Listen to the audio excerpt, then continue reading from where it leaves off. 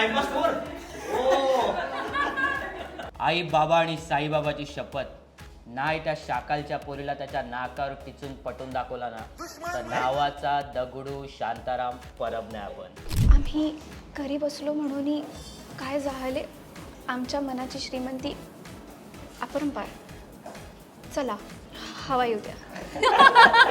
चला हवा येऊ द्या त्याचा शो झाला. नया है वह त्याचा हुबैफूचा शो झाला. आत्ता यायला भेटलं तरी प्राजू पतली काजू पतली लोक भेटतात. आई बाबा आणि साईबाबाची शपथ. रुपारेल कॉलेजमध्ये एका पिऊनने एका मुलाला अडवलं होतं आणि त्याला विचारलं होतं तू कोण आहे. त्याच्यावर तो म्हणाला होता आपण आहे. मी स्वतःच्या पेपर टाकायचो. ते 3 वर्ष खतरनाक होते एकदम. म्हणजे जे माझे अत्यंत जवळचे मित्र होते ते सुद्धा मला ओळख दाखवण्याशी झाले. अरे कुठे आहेस म्हटलं सर येतोय निघालोय ट्रेनमध्ये. कुठे? ट्रेनमध्ये. रुमाल आहे का रुमाल? म्हटलं एवढं काय वाईट काम झालं का? मोठा पोस्टर लागलाय माझा आणि केतकीचा. आईच्या गावात आपण अंधेरी कुठेतरी चाळीत राहणारी पोरं. ट्रॅफिक झाले कशामुळे? टाइमपासच्या तिकिटामुळे. लाईन अशी बाहेर होती ना तेव्हा. भारत मातामधनं आम्हाला फोन आला सरांना, तिकडे येऊ नका, आम्ही हे मॅनेज नाही करू शकत. एवढी गर्दी होती. आपलं वाचन जेव्हा झालं तेव्हा एक इंटरव्हल झाला आणि चहा चला चहा चहा असं काहीतरी झालं.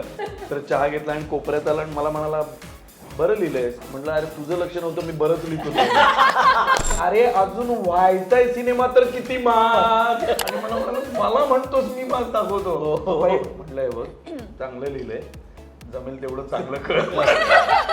मी माझ्या आई बाबांका घेऊन येतलंय आणि हिला एक हातालय डुप्लिकेट वाढलं. नाही हे ह्याचं ऐकायला सर हे एक ट्रिप्लिकेट आहे. नाटक होतं वस्त्रारण. मला विचारलं तुला मला येतं म्हणलं. येता बघा येता. हा कॉन्फिडन्स आहे. रायटिंग येतं पुढे. म्हणजे सिनेमा रिलीज झाला. निव्वळ टाइमपास. आता निव्वळ टाइमपास हा सिनेमा कोणीही पाहू नका असे रिव्ह्यूज आले ना.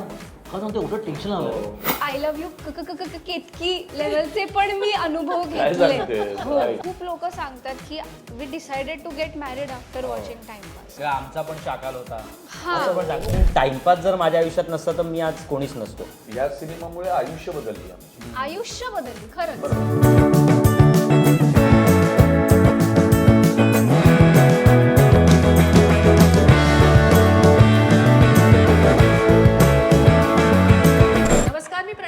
लाईट कॅमेरा रियुनियनच्या नव्या एपिसोडमध्ये नव्या वर्षात आपण भेटणार आहोत टाइमपास करायला. तुम्ही म्हणाल का काय म्हणते ही? खरंच, कारण 2014 मध्ये खरंच एक टाइमपास सिनेमा आला आणि त्याने आपलं निखळ मनोरंजन केलं. कारण आपण सिनेमा पाहायला जातो, टाइमपास करायला जातो. कधी कधी आवडला नाही तरी आपण बसतो, 3 तास AC मध्ये बसायचं असतं. पण या सिनेमाने काय म्हणतात ना, स्टार्ट टू एंड आपल्याला नुसतं हसवलं. प्रेमाची तेच प्रेम होतं, तीच व्याख्या होती, पण ते एक नव्या पद्धतीनं त्याची मांडणी होती. म्हणून मी खास करून म्हणेन की प्रियदर्शन जाधव लिखित आणि रवी जाधव दिग्दर्शित या सिनेमानं एक माइलस्टोन म्हणतात ना तो निर्माण केला. आणि आज जवळजवळ मला वाटतं 12 वर्षांनी आम्ही एकत्र सगळे आपण भेटलेलो आहोत. म्हणजे ते मी जुळवून आणले या सगळ्या टीमला. खूप प्रयत्न करून ते सगळं जुळून आलेलं आहे. कारण आता हे सगळेच खूप बिझी झालेले आहेत. ओळख करून देण्याची गरज नाहीये. दिग्दर्शक रवी जाधव, लेखक आहे, दिग्दर्शक पण आहे, अभिनेता पण आहे, आता स्टेज शो सगळंच करतोय. त्यामुळे प्रियदर्शन जाधव, प्रथमेश परब आणि केतकी माटेगावकर. मी आणि म्हटलं केतकी आणि कारण पुढे तुम्हाला कळेलच की का मी म्हटलं आणि. कारण केतकी एका वेगळ्या संघर्षातनं इथे आपल्या कार्यक्रमासाठी आलेली आहे. तर रवी, जसं मी म्हटलं तसं की टाइमपास नी इतकं काय म्हणतात ना, अजूनही तो सिनेमा टीव्हीवर लागला तरी लोक आवडीने पाहतात. तुला खरंच वाटलं होतं ही संकल्पना जेव्हा सुचलीस, प्रियदर्शनने लिहिली त्यानंतर, की एवढं सगळं क्रिएट होईल किंवा एवढं सगळं? आधीचं तुझं सगळे सिनेमे होतेच, तू बॅटिंग केलीच होतीच चांगली, पण कारण चेहरे नवीन होते. ऍक्च्युली म्हणजे पहिल्या सिनेमांमुळे एक खूप मोठी रिस्पॉन्सिबिलिटी तयार झाली होती. नटरंग होता, बालगंधर्व होता, बालकबालक होता. पण त्यासोबत ना कुठेतरी मनात असं खूप होतं की माझा जो मूळ स्वभाव आहे ना तो काय मस्ती, मस्करी, धमाल असं करण्याचा होता, जो या 3 सिनेमात त्या पद्धतीने उतरला नव्हता. म्हणजे मला वाटतं फक्त बालकबालकमध्ये तो कुठेतरी असा डोकावला होता की हा खूप मस्ती आहे. पण समावून असं सगळ्यांना असं वाटत होतं हा खूप गंभीर दिग्दर्शक आहे आणि असं विचारांचे सिनेमे येऊन येतो बॅक टू बॅक. आणि त्यामुळे मला असं कुठेतरी वाटत होतं की आपण जे जगलोय आपलं आपलं जे लहानपण ज्या पेंडलेकरवाडीमध्ये प्रभादेवीला गेलंय किंवा त्यानंतर आदर्शनगर जे कोळीवाड्याच्या वळीच्या अगदी बाजूला आहे तिथे गेले आहे, तिथे पाहिलेले माणसं, मग तिथे डोंबिवलीमध्ये आजूबाजूला पाहिलेली माणसं आणि त्याच्यामध्ये म्हणजे अव्यक्त जो असतो ना, म्हणजे न सांगता एक आम्ही थोडे वरचे तुम्ही थोडे खालचे या लेवलचं एक ना मी पाहिलं तर जे अव्यक्त होतं आता कोणी मला सांगायचं नाही पण ते लक्षात यायचं की हा पेपरवाला आहे आणि हे लिटिल एज्युकेटेड लोक आहेत, मग त्याच्याकडे बघण्याचा दृष्टिकोन किंवा हा रिक्षावाला आहे, हा रिक्षा चालवतो किंवा मग हा मुलगा कॉलेजला जातो, हा मुलगा रिक्षा चालवतो, त्याच्यामध्ये असलेला एक भेदभाव जो असायचा आणि जो जाणवायचा प्रकर्षाने जाणवायचा आणि त्या बॅकग्राऊंडमध्ये आल्यावर सडनली मला असं वाटायला लागलं नटवरनंतर बालगंधर्वनंतर जे काही एक मान सन्मान मिळत गेले शाली असे शिफर देत गेले तर मला वाटतं आपलं मूळ कुठे आहे, आपलं मूळ तिथे कुठेतरी आहे अजून ते पेंडकरवाडीमध्ये किंवा आदर्शनगरमध्ये किंवा डोंबिवलीमध्ये सदानंद नगर म्हणून आम्ही तिथे राहायचो तिथे अजून कुठेतरी आहे आणि मग असं वाटतं की ह्यांची गोष्ट सांगत तर काय होईल आणि असं करता करता एक दिवस मी कधी वेगळं शूट करत होतो कुठेतरी कॅम्पेन ॲड कॅम्पेन चालू होतं तेजस नेहरूकर आणि आम्ही शूट करत होतो तर त्याला म्हटलं एक काम कर दगड घेऊन ये ना खाली थोडं कुठून दगड मी त्याच्या माहीमला राहतो माटुंग्याला राहतो तेजस नेहरूकर आणि दगड कशाला हवा आहे म्हणजे एक घेऊन ये ना एक दगड आणला आणि एक फुल प्रोजेक्टचं फुल माझ्याकडे होतं असं तर आम्ही ना ते ठेवलं असं तर मला हा फोटो काढ बघू त्यांनी फोटो काढला आणि that was the first time I announce the film की एक लव्ह स्टोरी दगड आणि प्रोजेक्टचं फुल त्याची लव आणि हे मला वाटतं टाइमपास रिलीजच्या दीड वर्ष आधी जे बालकच्या दरम्यान रिलीज केलेलं एक असं टाकलं होतं की माय नेक्स्ट फिल्म आणि त्याच्यावरती मग काम सुरू झालं त्याच्यावरती मग वनलाईन होती की बेसिकली मी स्वतःच्या पेपर टाकायचो ते 3 वर्ष खतरनाक होते एकदम म्हणजे जे माझे अत्यंत जवळचे मित्र होते ते सुद्धा मला ओळख दाखवण्याचे झाले की हा पेपरवाला आहे ते एक पेपरवाला नावाचं एक पडतं बा आपल्या हा पेपरवाला आहे हा पेपरवाला पेपर टाक्या म्हणायचं आमच्याकडे मला अजून आठवतं हा पेपर टाक्या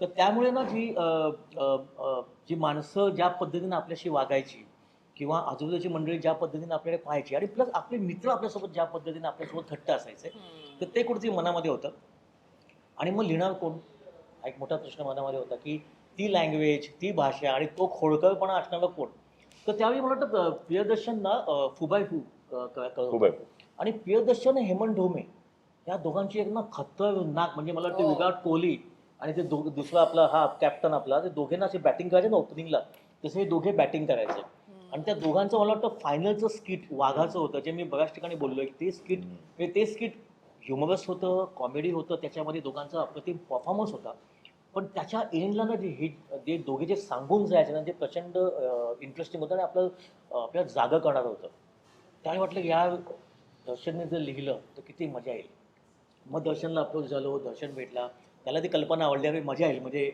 एक म्हणजे काडीपेटी माचीस आणि मेणबत्ती यांचं प्रेम झालं तर काय होईल दगड आणि फुल ह्यांचं प्रेम झालं तर काय होईल तर ह्या एका विचित्र कल्पनेनं आम्ही सुरू केलं होतं आणि सरप्राइजली त्या काळापर्यंत म्हणजे 2013 पर्यंत मराठीमध्ये एक व्यावसायिक सिनेमा मोठा माउंट केलेला 13-14 वर्षांच्या मुलाची लव्ह स्टोरी म्हणजे प्रॉपर लव्ह स्टोरी आहे ज्याच्यामध्ये विलन आहे ज्याच्यामध्ये हिरो आहे ज्याच्यामध्ये विलनची आजूबाजूची माणसं आहेत मित्रमंडळी हा झाला नव्हता त्यामुळे एक मला वाटतं एक धाडसी पाऊल होतं आणि मग जेव्हा दर्शन आला त्याच्यामध्ये तेव्हा त्या धाडसाबरोबर त्याच्यामध्ये असे काही जबरदस्त संवाद यायला लागले त्याच्यामध्ये अशा गमती जमती यायला लागल्या आणि मग हळूहळू तो सिनेमा फुलायला लागला आणि तो सिनेमा म्हणजे दर्शन तर आला पप्याला पाहिलं होतं मी बालक आणि बालकपालन त्याने सांडपाडा सीन जो केला होता एक अतिशय इनोसंट जगाची अत्यंत परवानगी मी खरं नव्हतं काही पप्या होता काही किंवा बालकपाली सगळीच मुलं होती म्हणजे आता असे जत्रेमध्ये आपला हा कोण आहे दादाचा अमोल पालेकर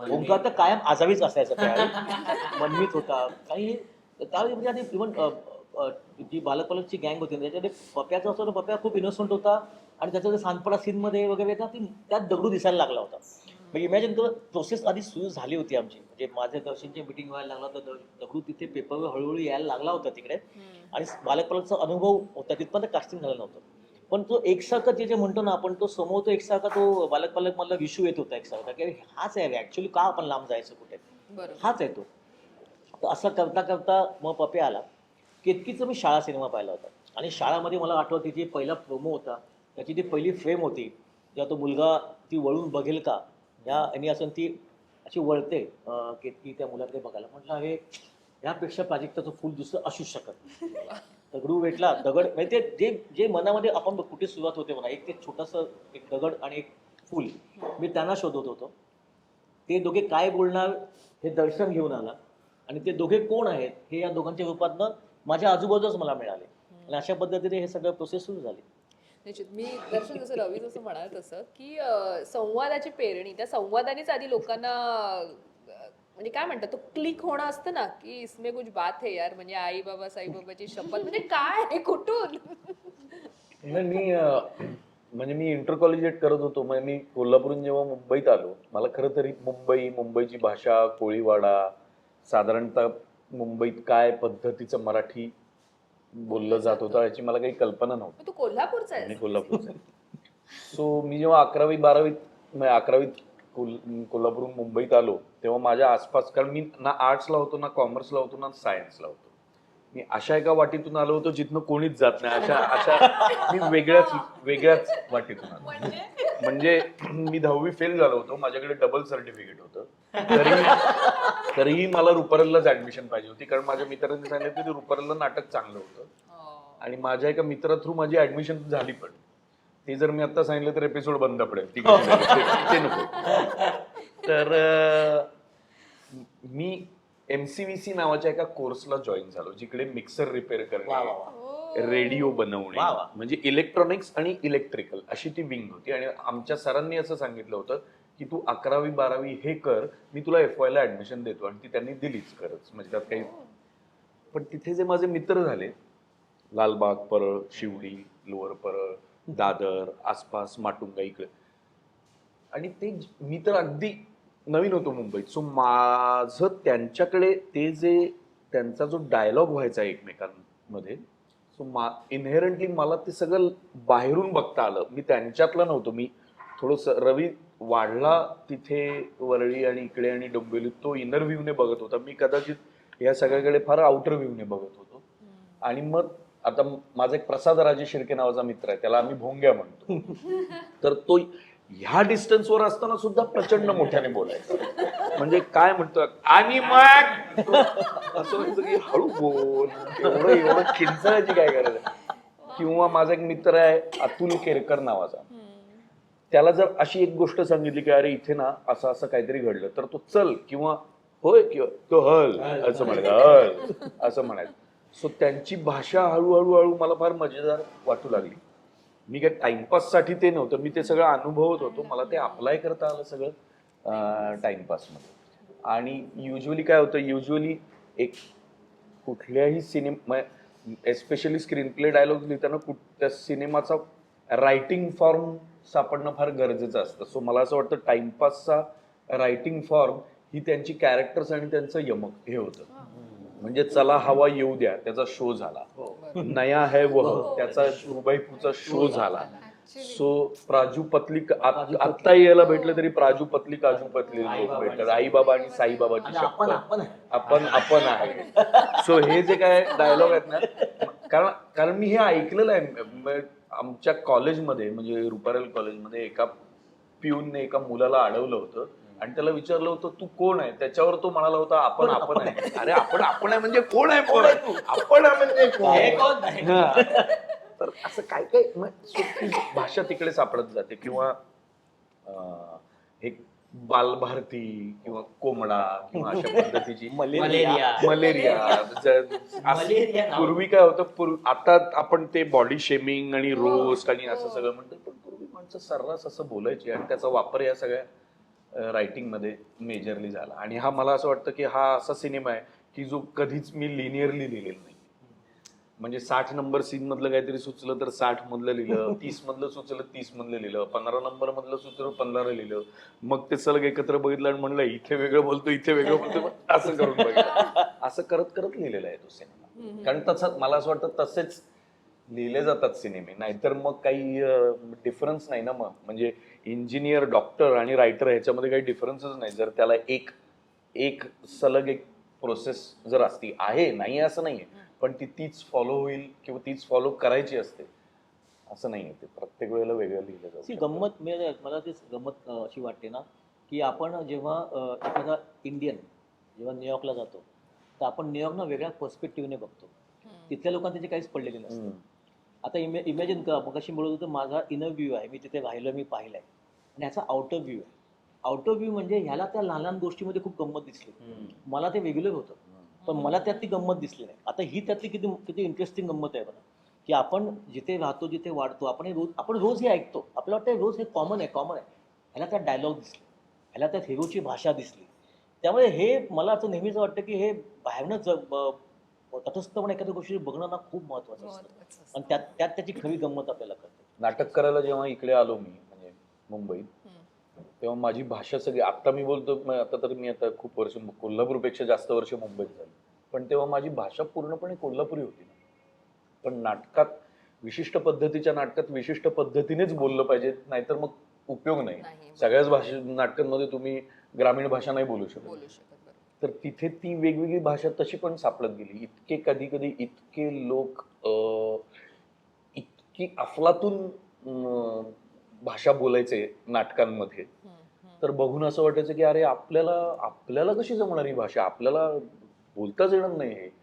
सो मग हळूहळू ते सगळं पण हळूहळू या सगळ्या छोट्या छोट्या आणि महत्वाच्या कॅरेक्टर्स मध्ये पण उतरलं ते सगळं. म्हणजे बालभारतीची भाषा ही काही डिसाइडेड भाषा नाही आहे की बालभारती असं बोल, पण सर्रास लोक न ला न आणि ण ला न म्हणून. आमच्या कॉलेजमध्ये मुलगी होती, ती म्हणायची माझं नाव मनीषा. सो त्या काय आहे की कोण कसं बोलतं ह्याच्यावर माणूस डेफिनेटली आपण जज करत नाही की कोण कुठलं न म्हण काय त्याच्यात, पण कॅरेक्टर मिळतं तुम्हाला, कॅरेक्टर पात्र मिळतं. त्या छोट्या छोट्या गोष्टीतून कदाचित तुम्ही एखादं मोठं कॅरेक्टर खूप इंटरेस्टिंगली माउंट करू शकता. खूप मोठे नाटकातले गृहस्थ होते, त्यांना स म्हणता यायचं नाही, ते स म्हणायचे, पण त्याचं कॅरेक्टर म्हणून इतका अफलातून त्यांनी वापर केला होता, ऍक्टर म्हणून त्यांनी इतका अफलातून वापर केला होता की ते डिफाईन केलं त्यांनी स्वतःला की त्यांच्यासारखं दुसरं कोणी परफॉर्म करू शकत नाही. आपण येऊया एक एक तुझ्या संवादांकडे, त्याच्या काही अनुभवांकडे, त्यावेळेच्या तुझ्या किस्स्यांकडे. पण पुढे प्रथमेश, जसं आता हे दोघं पण म्हणाले की तुझ्यात तो दगडू दिसला रवीला, जसं त्याने तुझ्यासाठी ते संवाद लिहिले, पण तुझं आम्ही सांडपण आणि त्या डायलॉग मध्ये तू फेमसच होतास. म्हणजे तू जरी लीड मध्ये तिथे नव्हतास तर प्रत्येक जण लीड करत होता त्यांच्या कॅरेक्टरच्या माध्यमातून. त्यामुळे तू आणि तुझ्या डायलॉगमुळे तू जास्त लक्षात राहिलास. तर मला सांग, हा दगडू जेव्हा तुझ्याकडे आला तेव्हा तुझी एक तर पहिली रिॲक्शन काय होती? तू किती एक्सायटेड होतास? आणि आत्ता तू जेव्हा 12 वर्ष मागे बघतोस, ते टाइमपास हे क्रेडिट द्यावंसं वाटतं का तुला टाइमपास? तुला खरं तर मी थँक्यू म्हणेन की हे तू घडून आणलंस, परत एकदा आम्हाला भेटवलंस. आणि ऑन कॅमेरा मी बऱ्याचदा थँक्यू म्हटलेलं आहे रवी सरांना, प्रियदर्शन दादाला, मेघना मॅमना. कारण टाइमपास जर माझ्या आयुष्यात नसता तर मी आज कोणीच नसतो. म्हणजे पालक तर सरांमुळे आलाच होता, पण टाइमपास जर नसता तर आज मी जेव्हा बाहेर इंटरव्ह्यू द्यायला जातो किंवा बाहेरची माणसं जेव्हा माझे इंटरव्ह्यू घेतात, किंवा म्हणजे मुंबईच्या बाहेरची, पुण्याच्या बाहेरची, तर ते लोक पहिलं वाक्य माझं ते असतं त्यांना की टाइमपास बघून आम्ही डिसिजन घेतला की तू हिरो होऊ शकतो, तर आम्ही पण होऊ शकतो. सो ते मला खूप भारी वाटतं की त्यांनी असं सांगितलं की नाही बॉस, ये लडका अगर कर सकताय तर मी पण करू शकतो. सो त्याच्यामुळे ते हे करिअरला सुरुवात. आणि काय काय लोक स्वतःचं, म्हणजे आता त्यांनी युट्यूब चॅनल चालू केलेलं आहे. सो मलाच फक्त मोटिवेशन नाही मिळालं, तर हे जे गावातली मुलं आहेत किंवा शहरातली पण मुलं आहेत ज्यांना काहीतरी करायचं आहे, त्यांना दगडूने खूप मोटिवेशन दिलं. आणि त्यावेळी जेव्हा मला विचारलं होतं, खरं तर माझी खूपच फाटलेली होती की कसं होणार आहे, काय होणार आहे. कारण एकतर पहिली गोष्ट म्हणजे पालकमध्ये तसा मोठा रोल नव्हता, आणि मी एकांकिकेत पण 40 मिनिटं परफॉर्म नाही केलंय कधी त्याआधी. म्हणजे मी खरं सांगतो, मी पालक करायचो, मला वाटतं 15 मिनिटं मी स्टेजवर असायचो एकांकिकेत. फिल्ममध्ये मी कदाचित 40-45 मिनिटं असायचो. आणि रवी जाधव सारखा मोठा डिरेक्टर तुम्हाला सांगतो की तू लीड करणार आहेस आणि अशी काहीतरी फिल्म माउंट होणार आहे तुझ्यावर वगैरे, तर मला असं होतं की आपण नक्की करायचं काय. सो माझी प्रोसेस मी चालू केली की बाबा आपल्याला जे सांगतायत रवी सर किंवा प्रियदर्शन दादा किंवा असिस्टंट जे सांगतायत ते आपण ब्लाइंडली फॉलो करायचं. आपण त्याच्यात अजून काहीतरी ऍक्टर म्हणून एक उगाच एक असतं ना, आता थोडं आलेलं आहे की ऍक्टर म्हणून आता थोडं आपण हे करून बघूया, ते करून बघूया वगैरे, असं काही मी केलं नाही. मला असं वाटलं की रवी सर जे सांगतात, प्रियदर्शन दादा जे सांगतात, जे लिहिलेलं आहे ते प्रामाणिकपणे, मी जे बघितलेलं आहे आजूबाजूला ते प्रामाणिकपणे माझ्या आतून आलं तर कदाचित ते लोकांना आवडू शकेल. आणि त्यावेळी खरंच अशी काही आयडिया नव्हती की मी आई बाबा आणि साईबाबा शपथ एवढं फेमस होईल किंवा काजू कतली पराजू पतली असं काहीतरी फेमस होईल. तर काहीच आयडिया नव्हती. मी फक्त मनापासून माझं काम करत होतो. आणि मला असं वाटतं की आता एकांकिका करणारी जी मुलं आहेत त्यांचा जो प्रामाणिकपणा असतो ना, तो प्रामाणिकपणा कदाचित लोकांना जास्त भावला दगडूच्या रूपाने आणि तो लोकांनी जास्त कनेक्ट केला. आणि तो मला असं वाटतं की प्रत्येक माणूस दगडूला अजूनही घरचा समजतो. म्हणजे आजही माझा कुठलाही सिनेमा आला तर लोक हे नाही म्हणत की प्रथमेश परबचा सिनेमा आलाय, लोक हे म्हणतात की आमच्या दगडूचा सिनेमा आलाय.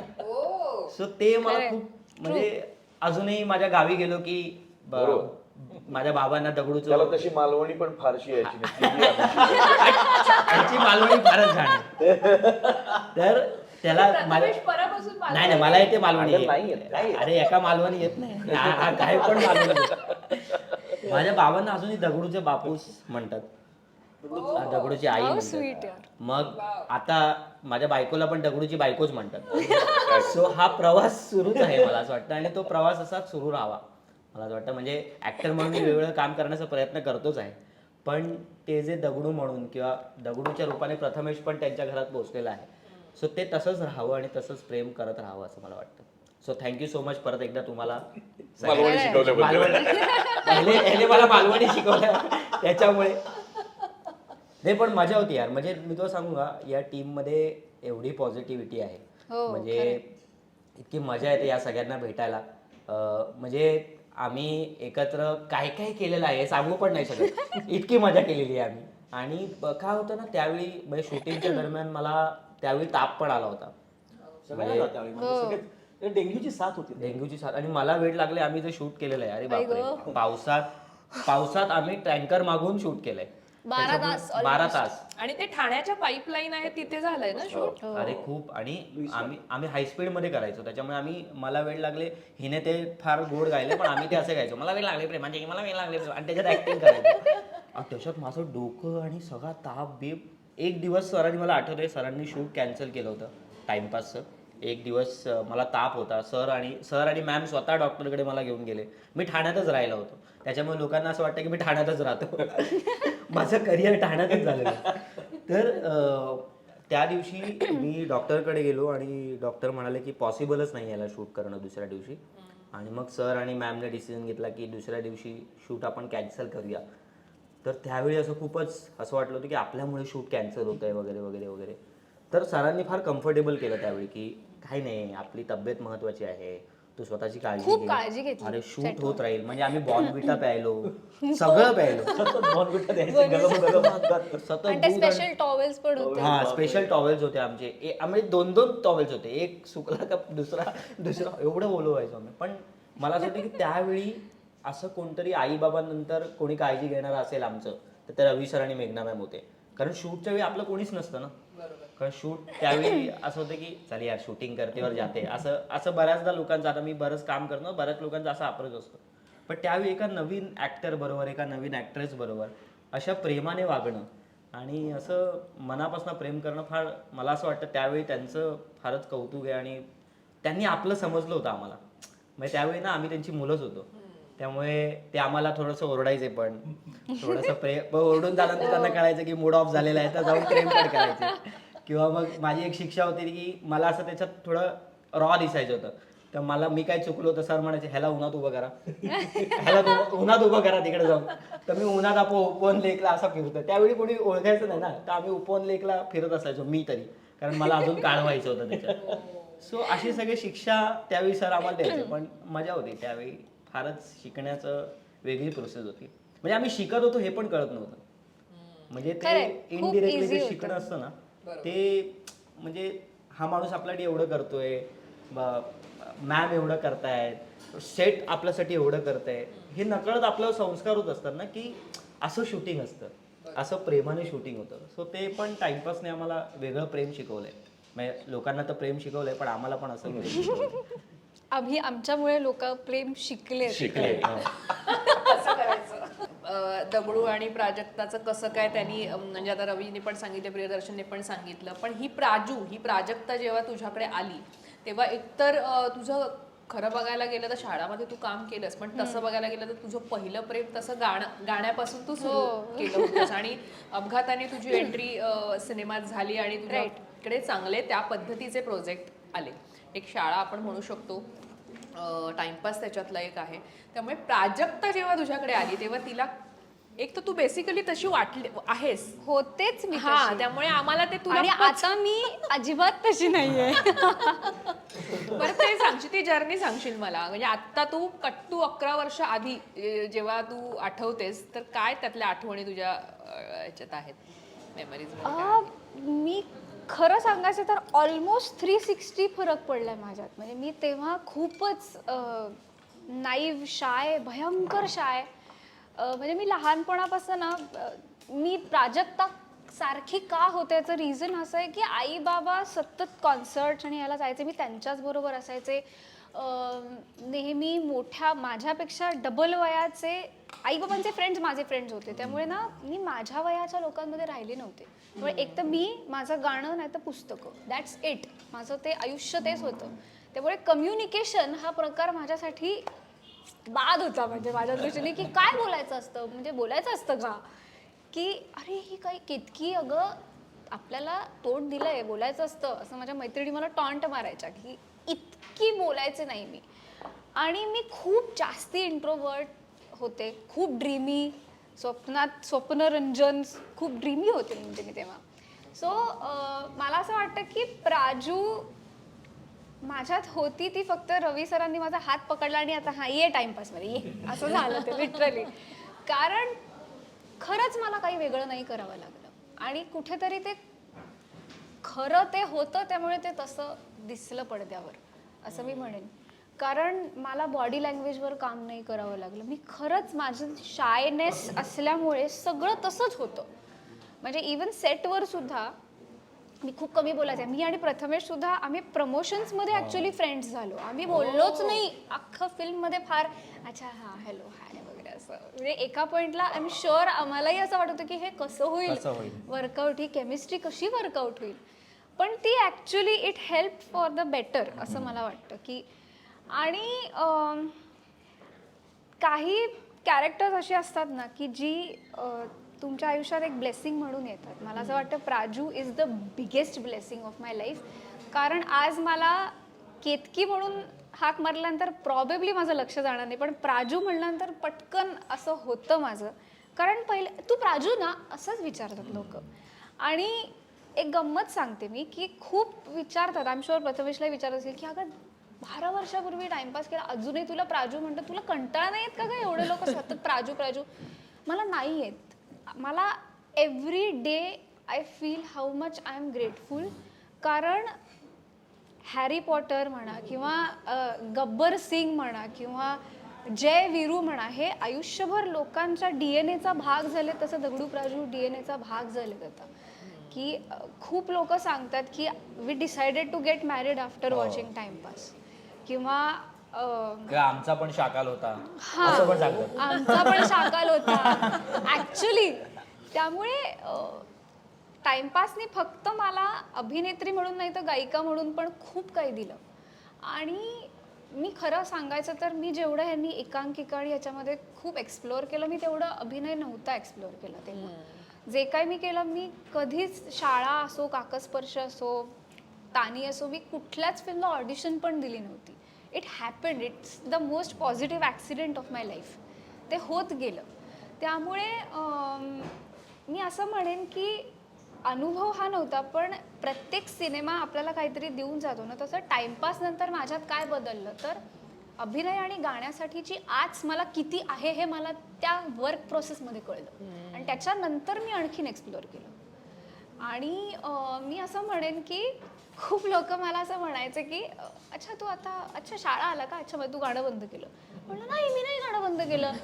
अच्छा मग ओके, मग गाणं आलं. अच्छा पिक्चर नाही येतात का तुला?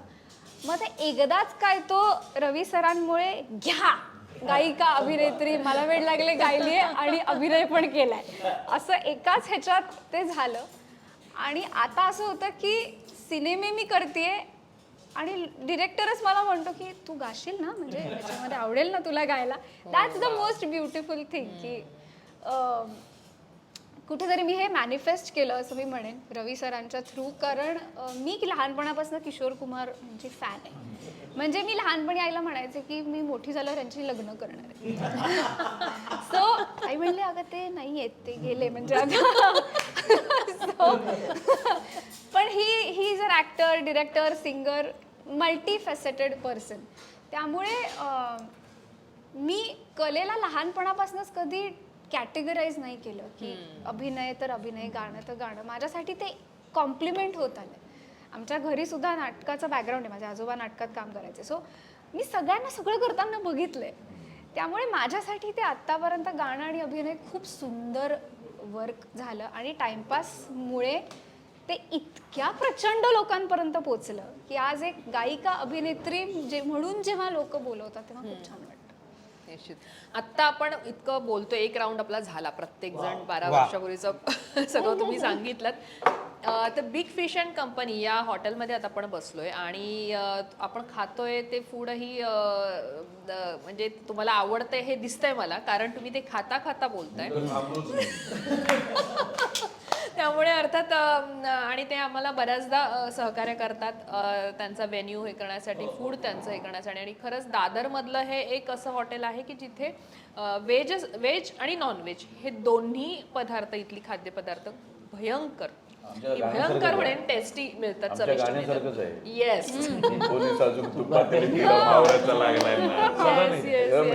करेक्ट ठिकाण. बरं ते रवी, मला आता ना किस्से ऐकायचे आहेत. म्हणजे मी कमी बोलणार आहे, तुम्ही एकमेकांशी बोला की काय अरे त्यावेळेला असं झालेलं, मग पहिला दिवस असेल किंवा काय असेल, काय अडचणी आल्या असतील. रवी डिरेक्टर म्हणून, प्रोड्युसर म्हणून काय अडचणी, आणि ते सगळं मॅनेज करणं. आणि लोकेशन जे तू घेतलेलेस ते भन्नाट होते, मला ती चाळ खूप आवडली होती. त्यानंतर ते पाईपलाईनच्या जवळ ह्यांचं गाणं, कारण मी बेसिकली ठाण्यातली असल्यामुळे ही पाईपलाईन आमच्या जवळची आहे, त्या ठाण्यातला एक भाग आहे. त्यामुळे एक ते खूप खरे वाटले होते. त्यामुळे ती तुझी जी जर्नी आहे, ते काही किस्से असतील तिथले, ते मला ऐकायला आवडतील. लोकेशन म्हणजे ॲक्च्युली बघ, नटरंग अख्खा कोल्हापूरला झाला होता बऱ्यापैकी. बालगंधर्व ऑलमोस्ट 90% भोरला झाला होता. त्यामुळे मला होपसिक व्हायला व्हायचं खूप, अशा लांब शूटिंगला गेलो होतो, किंवा मिटिंग सगळ्या मुंबईला वगैरे व्हायच्या. मग बालक पालक ठाण्यातच मी ऑफिस चालू केलं. ते ऑफिस माझं होतं, ते माझं ऑफिसपेक्षा यांचं घर होतं सगळ्यांचं. 4 जे मुलं होती तिकडे राहायची, आणि मग त्या लोक ते रात्रभर काय ते धिंगाणा घालायचा, तो प्रकार वेगळा आहे. म्हणजे तर ते सांगेल नंतर प्रथमेश. पण असं डोक्यात थॉट आलं होतं की ठाण्यात काही शूटिंग नाही व्हायचं, आपण ठाण्यातच शूटिंग केलं तर काय होईल. मग तिथे बालक पालकमध्ये मी ऑलमोस्ट 100% फिल्म ठाण्यात शूट केली. एकच गाणं फक्त मी भोवला केलं होतं, कविया कल्ला. पण टाइमपासवेळी ठरवलं की आता सगळंच ठाण्यात शूट करूया. आणि मग ठाण्याचे लोकेशन्स पाहायला सुरुवात केली. आणि जे मनामध्ये होतं, म्हणजे वस्ती जी आहे ती वस्ती आहे, पण ती अत्यंत स्वच्छ आहे. तेव्हा तिथे शूटिंग फ्रेंडली वातावरण आहे. लोक अजिबात त्रास देणारे नव्हते तिथे. म्हणजे शूटिंग करताना पण कोणी असं येऊन मध्ये मध्ये बघायला कोणी नाही. इनफॅक्ट ही पोळी साजू तुपातलीचं माझ्या डोक्यात असं खूप मोठा मैदान घेऊन ह्या टाईपचं होतं. पण नंतर बजेट कमी होतं फिल्मचं खूप. आणि बजेट कन्स्ट्रेंट असल्यामुळे आम्हाला अगदी त्या एका वस्तीच्या छोट्याच्या चौपणामध्ये हार्डली 8-10 डान्सरवर गाणं शूट करायला लागलं. पण त्यात बाकीची जी माणसं आहेत ती सगळी त्या वस्तीतलीच माणसं आहेत. आणि ती वस्तीतल्या माणसांनी त्या गाण्यामध्ये भाग घेऊन वगैरे बाजू सगळे दिसतात ते सगळी वस्तीतलं. म्हणजे एवढे जुने आणले तर 100-200 तर आमचं बजेट तिथेच संपलं असतं. त्यामुळे खूप कॉपरेटिव्ह आणि खूप मॅच्युअर ऑडियन्स तिथला आहे. आणि त्यांना माहिती होतं की हे लोक मेहनत करतात, हे लोक काम करतात, तर त्यांना शूटिंग करू दे. आणि त्यावेळी डेंग्यूची साथ होती. म्हणजे ॲक्च्युली टाईमपास मी शूट करणार होतो एप्रिल मे जूनला, पण काही कारणास्तव ते पुढे गेलं. आणि ज्यावेळी शूट ॲक्च्युली चालू केलं त्यावेळी मी आणि वासुदेव राणे जे ह्या कॅमेऱ्याचे DOP आहेत, आणि अप्रतिम त्याच्यानं माझा पहिला सिनेमा एकत्र. त्यामुळे आणि वासू हा मोस्टली ॲडव्हर्टायझिंगमधून आलेला आहे. त्यामुळे वासूचा पहिला सिनेमा. त्यामुळे आम्ही खूप विचार करून कॅलेंडरचे सगळं बघून ठरवलं की ह्यावेळी पाऊस पडणार नाही आहे. तर त्यावेळी ते शूटिंगचं डेट ऑगस्टला फिक्स केलं की ऑगस्टला पाऊस नाही आहे यावेळी, तर आपण ऑगस्टला शूट करू. जुलैला पाऊस भरपूर आहे.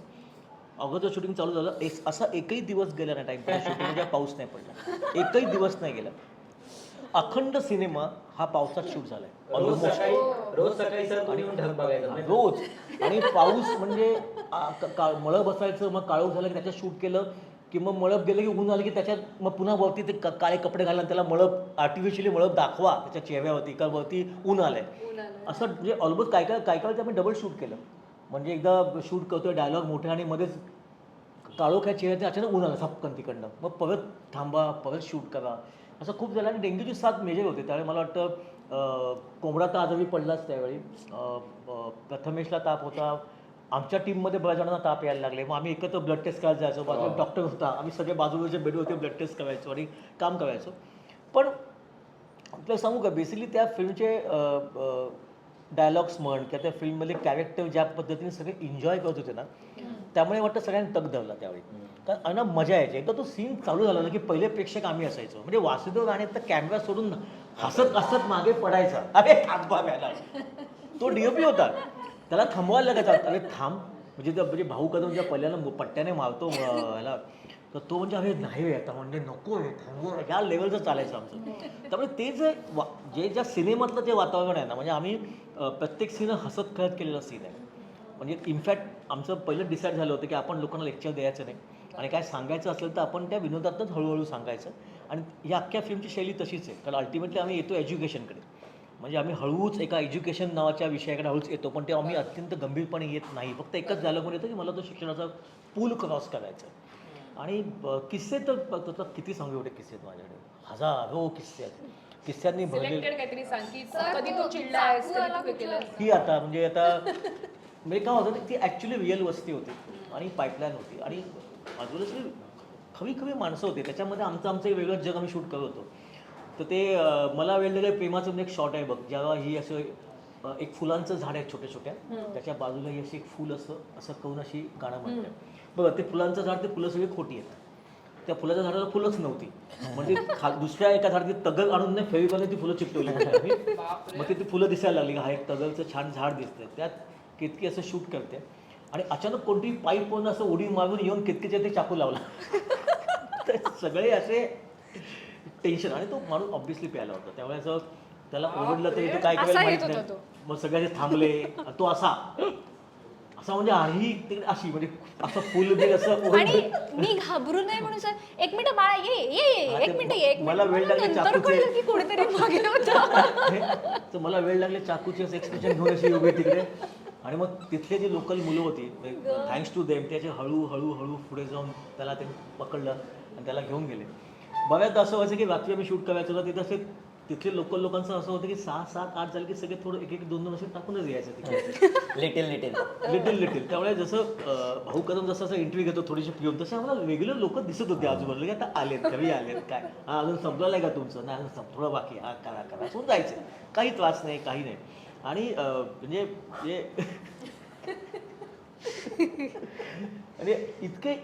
इतके किस्से. कौलावती चढवलेल्या वेळेला प्रथमेशला तेव्हा आम्ही अंधवीला गाणं शूट केलं होतं. कौल लावला होता. एक तर पावसाचा टाईम आणि त्याच्यामध्ये ते स्लिपरही झालं होतं. मला ठाण्यात शिफ्ट करायच्या आधी आपण ते पहिलं गाणं शूट केलं होतं. युजे कोरिओग्राफर उमेश जाधव. तर मग म्हटलं ते आपण इथे खाली करूया. ती इथं खाली होती, ती गोल फिरते आणि ती पिंक कलरची ओढणी घेऊन ती मला वेळ लागले प्रेमाचे. मग त्याची वरती बघते, मग लगेच सुचला तर हा वरती पाहिजे पुढे तुम्ही. तो वो युजे बीइंग युजे, तो क्या उसको कौला पे चढ़ाते हैं ना हम लोग, क्या. त्याच्या पायात एक तर ती स्लीपर मुद्दामून तोडलेली स्लीपर, म्हणजे ती डिटेलिंग बघ काय, आमची स्लीपर पण तुटली बिटली असते त्या टाईपची स्लीपर. जाशील ना प्रथमेश, हां जाईल ना सर, हळू ना जाशील. मग तो आपला असं हळूहळू पकडून तिकडे जाऊन, मग तिकडे स्टेप काय, स्टेप ती शाहरुख खानची अशी. मला वेळ लागले. आता म्हणतो करू पण शकलो नसतो सर. आणि एका बाजूला स्टॉर्म फॅन, म्हणजे नुसता एक वेन मशीन असतं तर गोष्ट वेगळी, वेन मशीनच्या सोबत मोठा स्टॉर्म फॅन आणलेला. म्हणजे ती अख्खी हवा, त्याच्यावरती अख्खा वारा. कारण ते आमच्यासाठी शाहरुख खान ना बाबा, आमचं क्लिअर आहे, आमचा दगडू त्याच्या वस्तीतला शाहरुख खान, हे क्लिअर होतं. आणि आमची प्राजक्ताही त्या वस्तीतले बाबा काजोल, हे फिक्स आहे. म्हणजे माणसं किती छोटी असो किंवा काही असो, त्यांच्या अशा पण त्यांच्या इकडे ते मोठे स्टार असतात, त्यांच्या मनात ते मोठे स्टार. दगडू काय पाहिजे त्याची स्टार आहे, पण ती अशी गोल फिरून गिरकी घेते. पण ती अशी कॅरेक्टर मुळीच नाही आहे, पण तिला असं वाटतंय, ह्यालाही असं वाटतं की कौलातून असं करायचं, पानं बिनं उडतायत बाजूची. पण ते पानं उडताना पानं सापडत ना पावसामध्ये. मध्ये पानं 2-3 दिवस आणि आधी आणून एका बाजूला पापड ठेवतो, ते सुकवायला ठेवले सुक्याच्या घरामध्ये, ती पानं तोंडावरती यायची. त्यामुळे असे म्हणजे खूप म्हणजे इतके किस्से आहेत ना. मला अजून एक आठवतं इथं गाण्याचं, आमच्याकडे भांडलं होतं, सांगायला मजा येईल. मला वेळ लागलं गाणं ऐकवलं, बेल्यान तळे गायलं होतं. आली म्हटलं केतकी तुझं गाणं आहे बरं का. आणि बेबी होती का एकदम, म्हणजे ती काय ना, मी आणि मेघा आम्ही ऑलवेज म्हणतो Prathamesh Ketaki they are all babies, आमचे बेबीज आहेत, बाळ आहेत आमची ती. आणि छोटी होती का एकदम, आणि ती सिंगर ना, आतून म्हणजे आतून शी इज अ सिंगर. तिने गाणं ऐकलं, खाली गेली पळत. मी महेशची नाव आम्ही सगळे बसलो, ही गेली म्हणजे काय, गाणं आवडलं नाही का तिला, माहीत नाही रे काय झालं. महेश बोललो गाणं तर बरं आहे यार रवी. म्हटलं आता नाही आवडलं तर काय करायचं. आम्ही बसलोय होती, डिस्कशन करतो. तेव्हा बाबा आले, तिला गाणं गायचं आहे. म्हटलं काहीच प्रॉब्लेम नाही. कारण कॅरेक्टर असं होतं की ही गाणं शिकते, ही गाणं शिकते, हे कॅरेक्टर आमच्याकडे होतं. आणि तिला मध्ये मध्ये काही ज्ञान भाषा मला ते होतं, किंवा मी असे तिला मध्ये तुकडे गायचे होते. त्या म्हटलं ही गाऊ तर शकते, काहीच प्रॉब्लेम नाही. पण मग हिने गायला मला काहीच प्रॉब्लेम नाही, आपण दोन्ही गाणी ठेवू, दोन्ही गाणी ठेवली ऑब्विसली. आणि मग शी सिंग लिपसिंग तिचं गाणं आहे, तर ती स्वतः गायलंय. आणि ऑब्विसली जेव्हा सिंगल ऍक्टर स्वतः गातो तर लिपसिंग जास्त चांगलं होतं. पण तो त्यांचा तर मोठेपण आहे. इतकी बेबी आहे नाही, ते मला काहीच बोलले नाही. म्हणजे आम्ही काम करतो, म्हणजे मला त्यावेळी शूट करायला हवं होतं का, एवढी बाळं होती नाही. कोणती लहान मुलं हट्ट करून निघून गेले खाली, मी आणि मेघा बसलोय. काय झालं असेल, ते मेघा नव्हती त्यावेळी. काय झालं, मला काय ते झालं. मग बाबांना असं तिला वाटतं. मग म्हटलं डन, बोलवा आपण रेकॉर्ड करू प्रॉपर. म्हटलं आता रेकॉर्ड होईल का. मग गाणं प्रॅक्टिसला दिलं. I think you practice it. आणि मग मी almost 2-3 दिवसांनी प्रॅक्टिस जाऊन ना शी काय पण त्याच्यानंतर जे चर्निंग झालंय चिनारदा आणि माझं आणि तेच टेक मध्ये, आई ग, आणि पाठ तुला शेवटी ऑलमोस्ट बघा. 9 तास आय वॉज इन स्टुडिओ. पण म्हणजे नंतर पण तू पेशन्सली केलं ते. आणि मग पाठीवरी शेती बघा, मग तर डायरेक्ट फोन केला, गाणं गातेस तू बरं का. हो टाइमपास टूला हे मी गाणार आहे म्हणजे गायचं गाणं. आणि बेसिकली काय होतं ना, see they are very young. म्हणजे प्रथमेश सुद्धा was very young, Manmeet was very young, कोंबडा तो मनमीतचा तर किस्सा म्हणजे ह्या सिनेमाचं एक रवीच्या घरी पहिलं वाचन झालं होतं, तेव्हा सगळे जमले होते. मनमीत, तू, हो मी पण होते. ओंकार सगळे होते. आणि मी मनमीतला 2000 साली 3 किंवा 4 वर्षाचं पाहिलं होतं. तेव्हा 4 वर्षाचं मनमीत घाण शिव्या द्यायचा. 4 वर्षाचं माझं पहिलं व्यावसायिक नाटक. देवेंद्र बेन त्याचा दिग्दर्शक, लेखक दिग्दर्शक. माझं पहिलं नाटक. आणि 4 वर्षांचा मनमीत विनय आपटेंच्या बाजूला बसून, विनय आपटे त्या नाटकाचे प्रोड्युसर, त्यांच्या बाजूला बसून हे काय बरोबर नाही नको. आणि 1-2-3 त्याने विनय आपटेंना हसडल्या पण शिव्या. तर विनय आपटे अरे कोण देवेंद्र म्हणाला चल बाहेर चल रे, बाहेर चल. आणि बाहेर चल हे म्हणताना देवेंद्रने पण शिवी दिली, ज्याच्यावर विनय आपटे म्हणाला बरोबरच आहे, आता काय प्रॉब्लेमच नाही. असा मनमीत मी बघितला होता 4 वर्षांचा, जो डायरेक्ट असा माझ्या समोर आला. किती वर्षांनी, 12-13 वर्षांनी. असं एक 15 वर्षांचा मनमीत, 12-15 वर्षांचा. आणि म्हणलं हा बालभारती आहे. आणि तो मला कशा आहेस काका वाजवीन म्हणलं, काका बिगा म्हणलं असतं, काका म्हणायचं नाही, दादा म्हणायचं, काका बिगा म्हणायचं काम नाही म्हणलं. असा तो मनमीत. पण मला इतकी गंमत वाटते, म्हणजे बघ मला इतकी गंमत वाटते की काही गोष्टी म्हणजे तुम्हाला शिकवाव्या लागत नाही, तुम्हाला त्या इनहेरंटली येतात. मला आधी असं वाटायचं सिंगिंग आणि प्लेबॅक सिंगिंग काय फरक आहे, एवढा काय फरक आहे. मी आज फिल्म डिरेक्ट करतो, पण एक काळ माझ्या डोक्यात असं होतं की सिंगिंग आणि प्लेबॅक सिंगिंग वेगळं काय, इथेही गायचं आणि तिथेही गायचंय. पण ऍक्च्युली जेव्हा चिनार आणि महेश बरोबर जेव्हा बोलणं झालं त्यानंतर, आणि जेव्हा त्यानं सांगितलं की अरे तसं नाही आहे ते, तुला जे शोचं सिंगिंग वाटतंय किंवा तुला लाईव्ह सिंगिंग जे वाटतं किंवा इन जनरल गाणं जे वाटतंय, आणि तू प्लेबॅक सिनेमासाठी जेव्हा कोणीतरी गातंय, कम्प्लिटली वेगळी प्रोसेस आहे. त्यामुळे एक इंटरेस्टिंग किस्सा मला ऍड करा. आपण चिनार महेश बद्दल बोलतोय. मी आत्ता मागच्या महिन्यात त्यांच्याकरता एक गाणं एका वेगळ्या फिल्म करता मी रेकॉर्ड केलं. आणि आम्ही ऑलमोस्ट 2-3 तास फक्त मला वेळ लागले हा विषय बोलत होतो की तेव्हाचे दिवस, ते रेकॉर्डिंग सेशन्स. आणि त्याच्यामध्ये चिनारदा कसं होतं, मी माझी बॅकग्राऊंड गाण्याची जी आहे ती जयपूर घराण्याची, त्यामुळे खूप थांब्या ठोक एकदम फुल थ्रोटेड सिंगिंग. आणि प्राजू म्हणल्यानंतर मी असं नाही गाऊ शकत, मला तिथे फ्रॅजाईलच आवाज लावायचा आहे. पण मी लहान होते, एकतर आय वॉज 18 17-18 म्हणजे आवाज सूट होत होता, त्या कॅरेक्टरला जाणारच होता, पण जो एक्सपिरियन्स जेवढा आता आहे एक प्लेबॅक सिंगर म्हणून तेव्हा तो काहीच नव्हता. म्हणून मी रवी सरांना त्याचा 100% I will always be thankful to him की तो त्यांनी विश्वास दाखवला आणि त्यांनी पेशंटली तो दाखवला. किती दिवस रेकॉर्ड केलं? हो तुला genuinely ऍक्च्युली सांगतो, या सिनेमामुळे आयुष्य बदलली आमची. आयुष्य बदलली खरंच. बरोबर. म्हणजे मी जनरल आता आमच्या तिघा मैत्रिणींचा जो ग्रुप आहे की आम्ही असं बोलतो की काय ग तुझ्या मुलाचं नाव काय ठेवणार. मी हे ठरवलंय माझ्या मुलीचं नाव मी प्राजक्ता ठेवणार. हे माझं ठरलेलं आहे.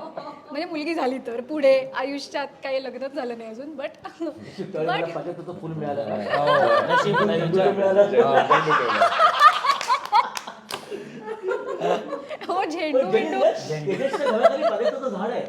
आहे ना. म्हणून ते फुल मिळालं. आहे ना, आहे ना. म्हणजे कुठून काय आलं बरं? पण हे इन्स्पिरेशन श्रीदेवीकडनं आलं की तिने जान्हवी कपूर हे नाव तिने हा because that film is Yes. So much to her. त्यामुळे Timepass is so special to me की खूप काही दिलंय. म्हणजे फक्त अभिनेत्री म्हणून नाही, फक्त गायिका म्हणून नाही, एक व्यक्ती म्हणून मला खूप काही दिलंय. आम्हाला आज जो रिस्पेक्ट मिळतो.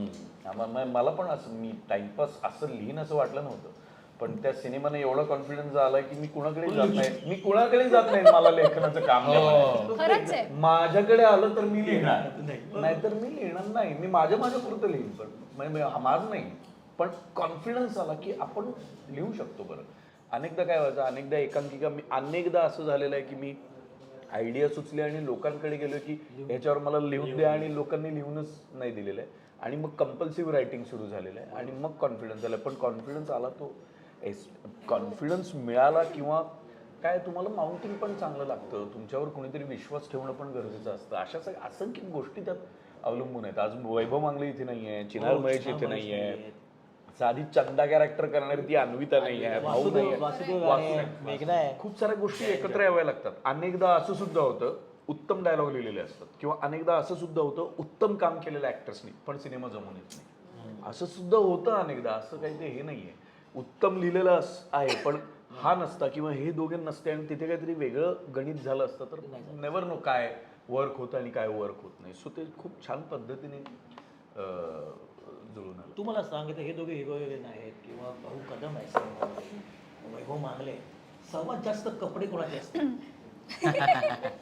कपडे सर्वात जास्त कपडे कोणासाठी, चेंज कोणाचं? कोणाचे जास्त कपडे, कोणासाठी जास्त कपडे बनले असतील, ज्यातली कॉस्ट्युम टीम धावत जाऊन मार्केट सकाळी वेगळे आणि रात्री वेगळे. सकाळी वेगळे आणि रात्री वेगळे. वैभव मागले. नाही मनमित ते. मनमित. कपडे फाटायचे. सकाळ दुपारनंतर ते कपडे फाटायचे. फाटायचे कपडे. आणि बरं घरचंच कॉस्ट्युम असल्यामुळे सर काय बोलू पण नाही शकत. फाटायचे. असं मॅम फाटायचं. मॅम म्हणजे तू वाढतो, तो संध्याकाळी वाढायचा. खायचा, तो दुपारी खायचा तो आणि वाढायचा. मग संध्याकाळी वाढायचा. खरं आहे, खरं आहे. त्याचं सकाळचं वजन वेगळं आणि दुपारचं वेगळं. व्हॅनिटी पण अशी टिल्ट व्हायची म्हणजे पण चांगलं सेट 2 इंचचं वाढवायचं, पण त्याचं वाढायचं. कारण माहितीये का सर, सेटवरचं जेवण अप्रतिम असायचं. आणि तो जास्त खायचा. माझं कधी न वाढणारं वजन 1.5 किलो तेव्हा वाढलं होतं. तो ना वाढायचा. रोज वाढायचा. सकाळी घातलेली हाफ पॅन्ट आहे दुपारमध्ये मध्ये फसलेली असायची. रोज वाढायचा. लपून लपून बसायचं. सर मी असं बसू का? मी असं म्हणून तुला असं फोकल असं नाही सर मी असं बसू. काय झालं सर? काय फाटली? अरे मग परत जा, परत हे आई करा. गं. तर सर्वात मोठा कपडेपट एक पेटी त्याच्या कपड्यांची होती, एवढा येतो. तर तुमच्या दोघांमध्ये असं कधी झालंय, कारण लेखक जेव्हा लिहितो ते दिग्दर्शक पोचवत असतो त्याच्या ह्याच्यामध्ये स्टाईलमध्ये, पण असं एखादं तू लिहिलंयस आणि ते तुला असं वाटते लेखक म्हणून तितकं तसं पोचलं नाही, मग तुमची डिस्कशन झाले, मग काही त्याने तुला चेंजेस? सुरुवातीला मी लिहायला पाहिजे होते, इथेच आहे. सुरुवातीला मी लिहायला तर हवं आधी, तर मग पुढे काहीतरी होईल. आणि त्यावेळी तर मी लिहेन तर मग काहीतरी होईल. त्यावेळी म्हणजे त्याने मला वाटतं टाइमपास टू त्यांनी वेळ केला. टाइमपास वन जेव्हा आणि मला एक काय जाणवलं होतं. पहिली गोष्ट म्हणजे हा म्हणजे मी त्याच्याकडे अट्रॅक्ट झालो होतो because is a fantastic actor. तर मी ते पाहिलं होतं. आणि नुसता ॲक्टर नाही, तो त्याने ना खूप ॲक्टर तो जवळनं पाहिलं. म्हणजे सतीश गावींची जी हा जो काय करतो आणि ते अप्रतिम आहे.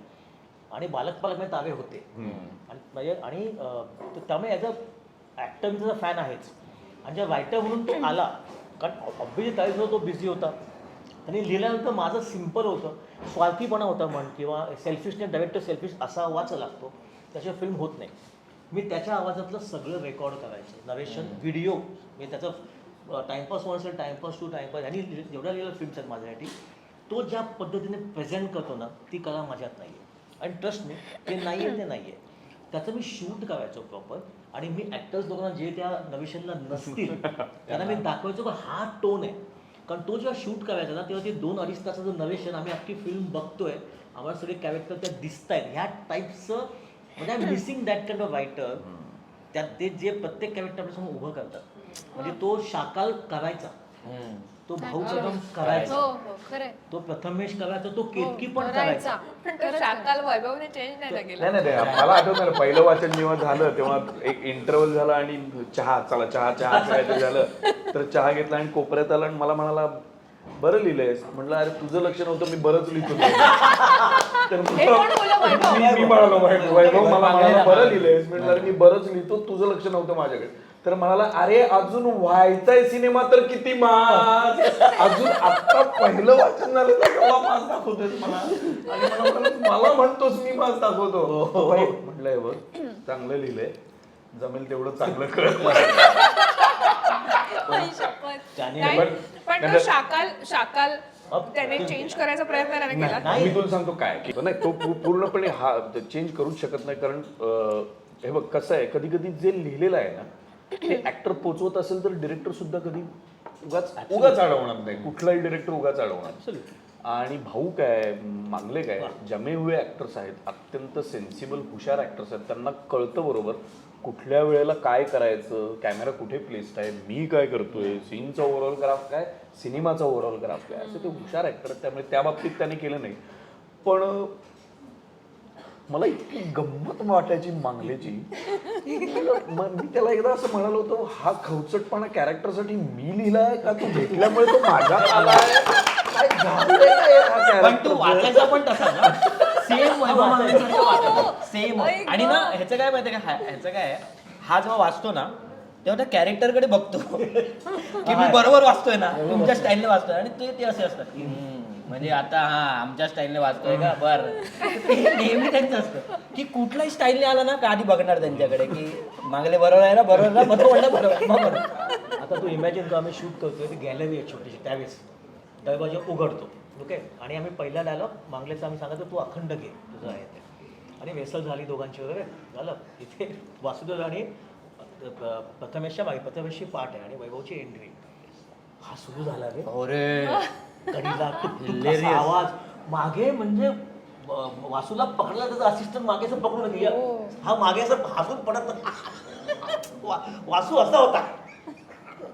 आम्ही म्हटलं काय आहे, त्यांनी ज्या पद्धतीने एंट्री करून जे चालूच केलं, ते उदबत्ती घेऊन वगैरे, ओ माय गॉड. आणि credit goes to Jayant Jathar, the way he cut that, त्याची एंट्री शाखा म्हणजे मजा आली. म्हणजे बेसिकली काही गोष्टी ना घडतात यार. काही तू गोष्टी घडतात म्हणजे वैभवला समोर ठेवून लिहिलं होतंस का इतकं नाही, खवचट? नाही, असं काही होत नाही. मी तुला कास्टिंग नव्हतं झालं. ते भयंकर हसवतात. आणि असं even काय चला मला हवं येऊ स्वप्न त्याच्या पडलं होतं आम्हाला की ह्याच्या बरोबर एक माणूस येणार आणि तो म्हणणार नया आहे व एक डायलॉग होता त्या माणसाला, नया आहे, असं आम्हाला काय स्वप्न पडलं होतं, नया आहे व काहीतरी होणार. तो नया आहे होतो, नवीन आहे विचारात, तुम्ही सांभाळून घ्या, मी चाललोय माझ्या, तो आता टाकणार आहे पेपर, असा साधा नया आहे व डायलॉग लिहिला होता.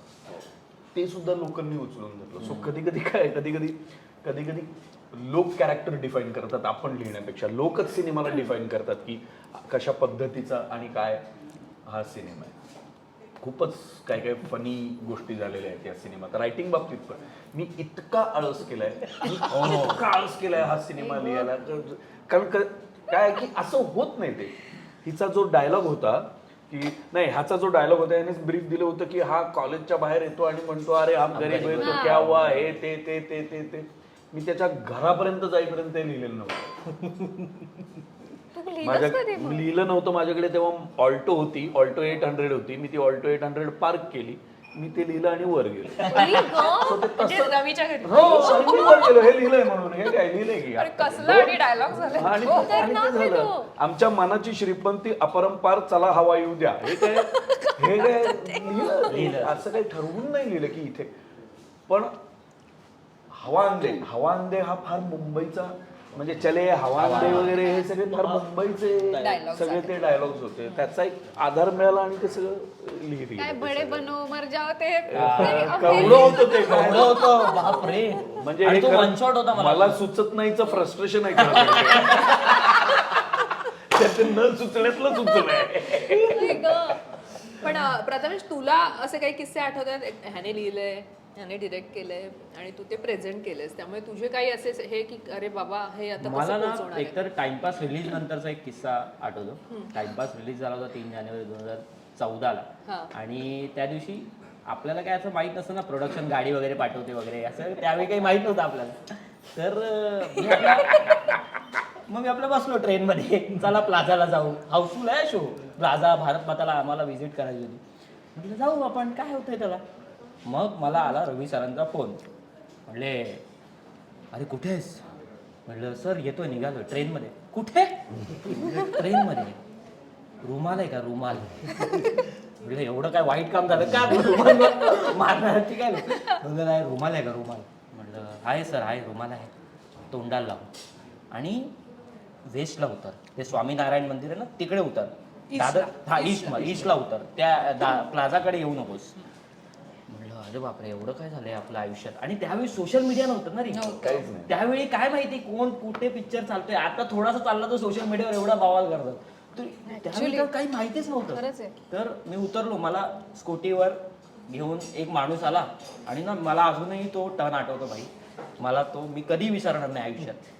तो भोकले ब्रिज पार करून आपण असा टर्न करून येतो. शिवाजी मंदिर या साईडला आहे आणि प्लाझा या साईड हा टिळक ब्रिज. तो असा क्रॉस करून आलो मी आणि ते असा टर्न घेतला आणि मोठा पोस्टर लागलाय माझा आणि केतकीचा.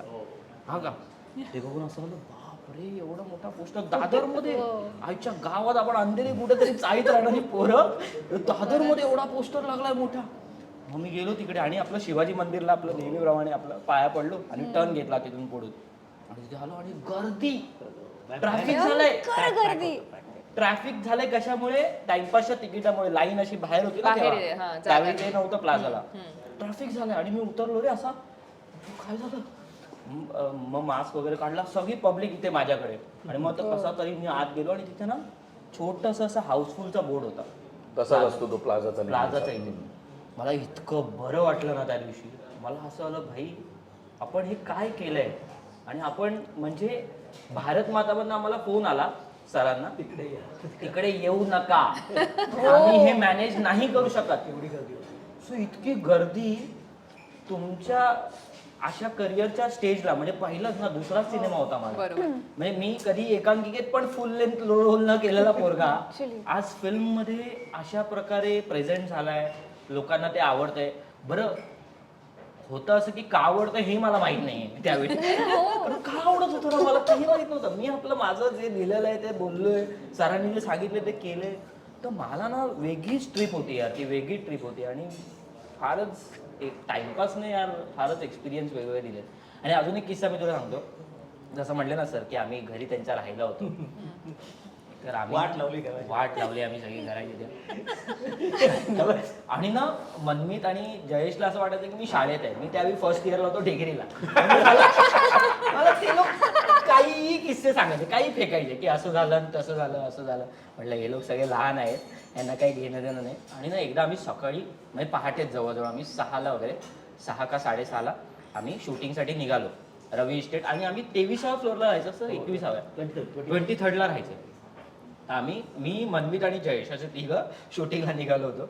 आणि झालं 23व्या फ्लोअरला मग आम्ही डिस्कशन करतोय हे करूया आज ते करूया हे झालं ते झालं मग असं केलं तसं केलं. आणि ग्राउंड फ्लोअर आला आणि मनमीत प्रेमीने काय केलं असेल 0 पासून ग्राउंड फ्लोअर पासून 23व्या फ्लोअर पर्यंत सगळी बटणं दाबली लिफ्टची. हळूहळू येत होते खाली. अशी अशी अशी अशी अशी अशी अशी अशी नाही आम्ही उतरल्यानंतर सर आम्ही नाही आम्ही उतरल्यानंतर मी बोललो हे का केलं असेल तू मनमीत. नाही मजा येते दुसऱ्यांना त्रास होईल आता. मी बोललो कुठला राक्षसाबरोबर काम करतोय आपण. हे काय स्वभाव आहे याचा. पण मजा होती. तोच इनोसन्स मला वाटतं आमचा सगळा कामी आला त्या फिल्म. शूटिंग करत होतो सेटमध्ये शूटिंग करत होतो. मेघाला कॉल आला त्या 23rd फ्लोअरच्या सगळं पाणी साठलंय. काय हो म्हणे गुडघाभर पाणी आहे घरामध्ये. पाणी चालू ठेवून हे लोक गेले सगळे होते. पाणी चालू करून शूटिंगला आले होते आणि मग सगळे आमचे ड्रायव्हर पासून सगळा स्टाफ तिथे पांडीतनं पाणी काढत होते गबूमध्ये नळ चालू करून सगळे आले होते. असे एक भयानक किस्से लोक करायचे तिकडे. आणि एकदा मनमीतला लागला होता डबा पाईपलाईनवर डबा लागला खूप होता. लांब. बाप. आणि म्हणजे मनमीत तसा त्यावेळी पण खूपच चांगला ऍक्टर होता. ते सगळे टेक्स्ट वगैरे व्यवस्थित द्यायचा. आणि त्या दिवशी येईच ना रे त्याला. त्या दिवशी म्हणाला काय झालंय मनमीत तुला एवढं काय म्हणजे तीनच डायलॉग होते. रिटेक वर रिटेक. रिटेक.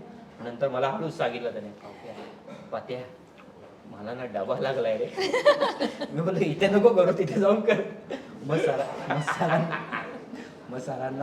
सरांना हळूच त्याने सांगितलं की मग सर चिडले रे की काय चाललंय मनमीत तुला कळत नाही का.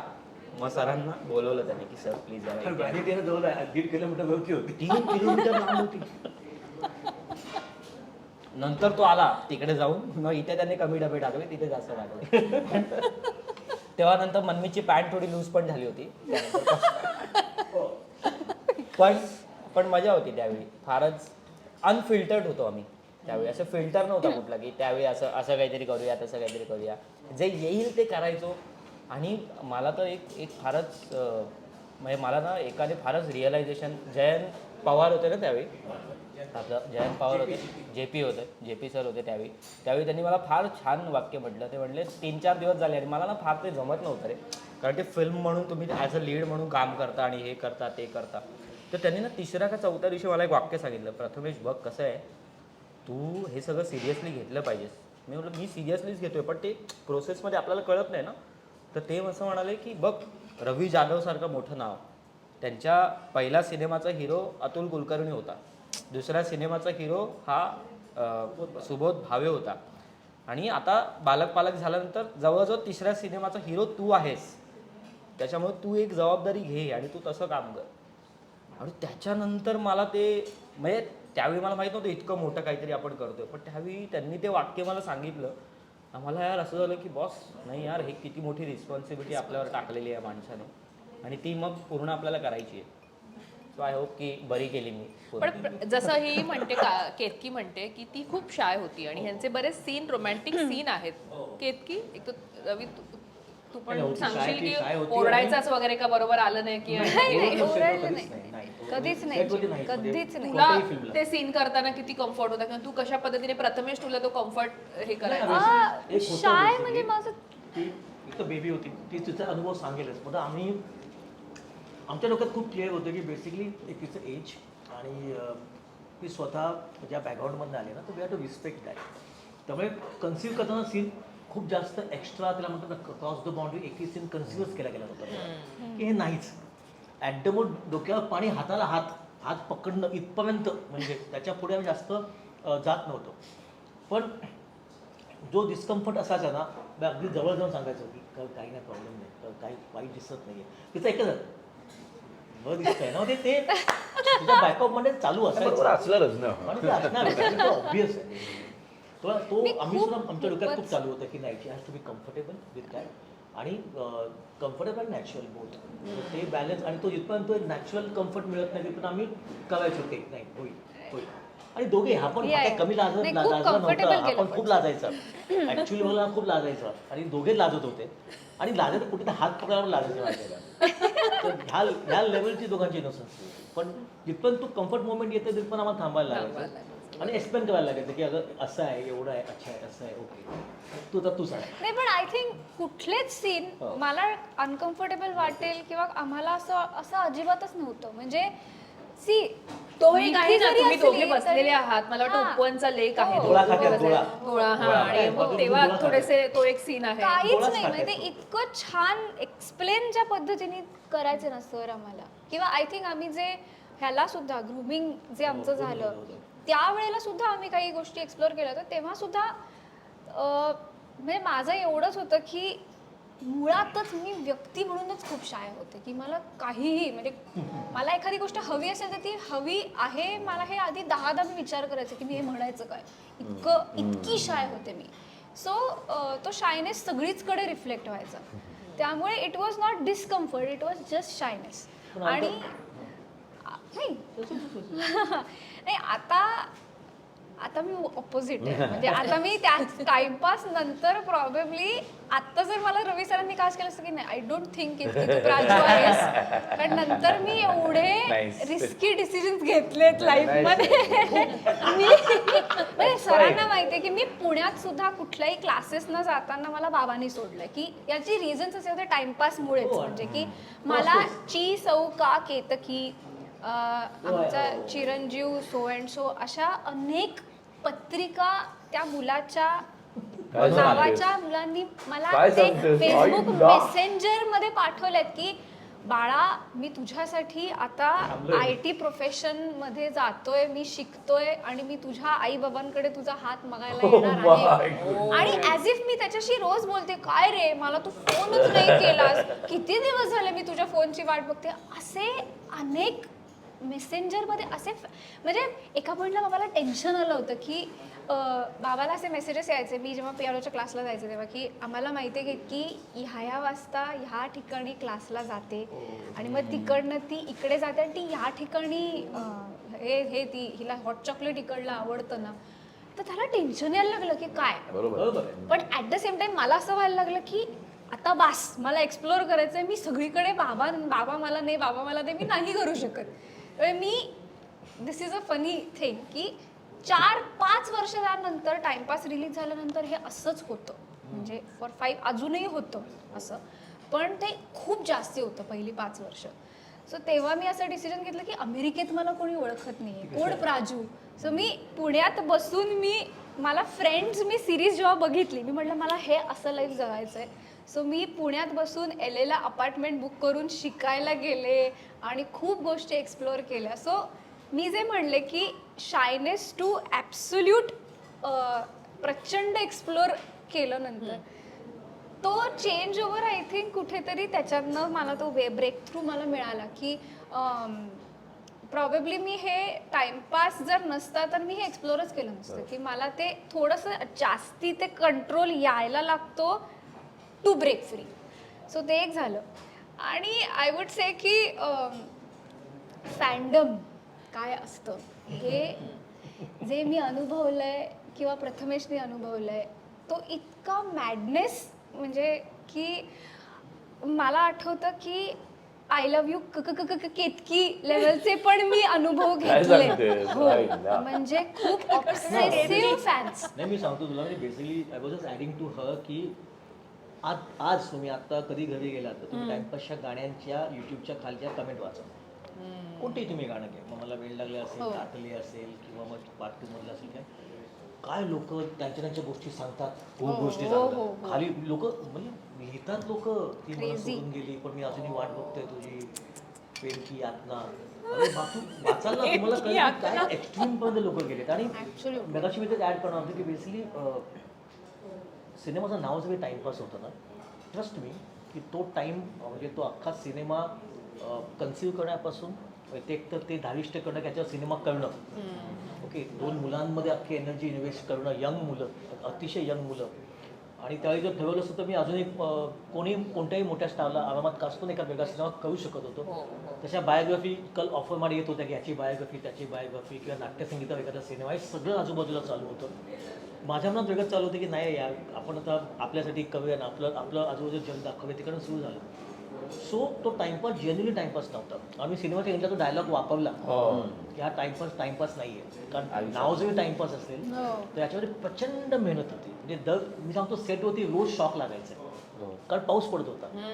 इतक्या जणांना त्यावेळी शॉक लागले आहेत, लोक इतके जण तापामध्ये आजारी पडले आहेत. आम्ही रिअल लोकेशनला शूट केलं, आम्ही सेटवरती काही शूट नाही केले टाइमपासवर. प्रत्येक गोष्ट त्या लोकेशनमध्ये शूट केली आहे. ते सगळं टाईम ॲडजस्ट करणं, त्या वेळेत सगळं जाणं, दिलेल्या वेळेत ते सीन संपवणं, आणि प्रचंड मेहनतीचं काम होतं. आणि ती मेहनत प्रत्येकाने खूप प्रचंड प्रमाणात केलं. म्हणजे ते सगळेच असतील, म्हणजे महेश चिनारचं म्युझिक अप्रतिम, म्हणजे ब्युटिफुल म्युझिक त्याने दिलं. जयंत जठावने ज्या पद्धतीने फिल्म एडिट केले, कारण का होतं ना, जेव्हा असे सीन असतात, जेव्हा आपल्यासमोर असे तगडे ॲक्टर असतात, ते पण थोडे सुटतात, त्यांचे एखाद दुसरं ॲडिशन ते टाकतात. पण जयंत जठावने माणूस जो होता ना, तो वॉल होता, तो स्क्रीन पे घेऊनच बसायचा, असं तो स्क्रिप्टच घेऊन बसायचा की नाही हे ना एक्स्ट्रा ते पुढच्या लिंकच होत नाही. तर त्यांनी ती करेक्ट टाईममध्ये ती फिल्म आणली. कारण कधी काय होतं, खूप लेंदी झाली फिल्म, ती आपल्याला ती आवडत नाही. त्या सगळ्या गोष्टी म्हणतात ना जुळून ज्या आल्या त्या जुळून त्यावेळी खूप छान पद्धतीने आल्या. आणि ज्या सिनेमा रिलीज झाला त्या जेन्युअनली असे काही रिव्ह्यूज आले सिनेमाचे रिलीजच्या एक दिवस आधी, हा सिनेमा कोणीही पाहू नका. हो, निव्वळ टाइमपास असा निव्वळ टाइमपास, हा सिनेमा कोणीही पाहू नका, हो. असे रिव्ह्यूज आले ना. खरं सांगतो एवढं टेन्शन आलं हो. की म्हटलं एवढा मेहनत केली आहे, सगळं झालं आणि पाहू नका म्हणजे काय डायरेक्ट पण हे आपल्या मोठमोठ्या पेपर्स मधनं आलेले की मोठ्या व्ह्यूज पेपर आणि टेलिव्हिजन चॅनलच्या Oh. न्यूज चॅनलच्या ह्याच्यावर आले होते. तर हा पाहू नका, इट्स नॉट गॉड ते नुसता टाइमपास केला आहे, फुकट सिनेमा काय असं आलं होतं आणि टेन्शन आलं गं. तर मी ना शुक्रवार आमचा प्रीमियर झाला होता मुंबई पुणे आणि मग घरी गपचूप बसवतो. सॅटर्डे नाईट किंवा संडे निखिल साने घरी आले आणि निखिल साने वैभव मागले दोघे. संडेला रात्री खालून सिक्युरिटीचा फोन आला मला की खाली कोणती तुम्हाला भेटायला आले. म्हटलं आता कोण आले? तर निखिल साने आणि वैभव मागले होते. त्यावेळेस चल जाऊया आपण. म्हटलं कुठे? पार्टी करूया. तर आम्ही आमच्या जवळ हॉटेल आहे, ते ऐतिहासिक हॉटेल आहे कॉटेज. आम्ही गेलो तिथे मला साने पहिल्यांदा बोलले की रवी सुपर डुपर हिट, म्हणजे यांनी नवी या सिनेमाने हिस्ट्री घडवली आहे. याचं पहिल्या दिवसाचं ओपनिंग सो आहे, दुसऱ्या दिवसाचं सो म्हणजे सो मच, दुसऱ्या दिवसाचं ओपनिंग आहे आणि आज संडे आहे. आय एम शुअर की या 3 दिवसात तो सिनेमा 7 ते 8 करोड क्रॉस करणार. मला वाटतं. आणि मी ऐकलं आणि मी असा आणि त्यावेळी जीवात जीव आला पाहिजे. बातमी अशी होती की सैराट रिलीज होईपर्यंत टाइमपासचा रेकॉर्ड कोणी मोडला नव्हता असं हे होतं कोणत्याही मराठी इन वे टाइमपास त्याच्यात टाइमपास बोलला क्रॉस कर, पण आम्ही ते अनाऊन्सच केलं नाही पुढे. आणि नंतर आले टॅक्स बिक्सचे फॉलो होतात. टाइमपास सुद्धा रेकॉर्ड जास्त मोठा आहे ओपनिंग वीकचा. तो सैराट घेतो. टाइमपास तुझा ओपनिंग वीकचा इज अ ह्यूज ह्युमंगस, तो अजून फक्त सैराटनेच तोडला माझ्या मते. त्यामुळे आणि हे रेकॉर्ड बिकॉर्ड तर आमच्या डोक्यात पण नव्हतं. म्हणजे आम्ही बसायचो आमच्या घरी किंवा डिस्कशन चालायचं, रेकॉर्ड करायचं गाणं, आमचं वेगळाच जग होतं सगळं. आणि त्यामुळे हे असे रेकॉर्ड झाले which is very good, very and good. आमच्याकडे तिकीट विक्रीला आम्ही असल्यासारखे आम्हाला फोन यायचे, अगं दे ना तिकीट. म्हटलं आमच्याकडे नाही आहेत, आम्ही कुठून देऊ तिकीट? म्हणजे माझ्या काही शाळेच्या मित्रांनी काय तुझ्या पिक्चरचे तिकीट भेटत नाही आपल्याला.